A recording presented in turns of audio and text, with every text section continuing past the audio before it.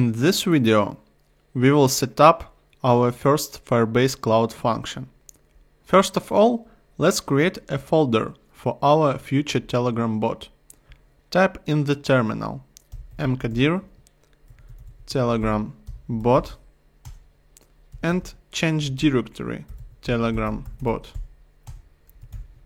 To initialize this folder as Firebase Cloud Functions project, enter in the terminal Firebase init functions. You will be asked to select a default Firebase project for this directory. Choose Don't set up a default project. Then you will be asked for choosing the language for your Firebase Cloud Functions.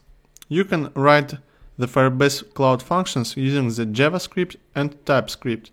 In our case, we will use JavaScript. Do you want to use ESLint to catch probable bugs and enforce style? Yes.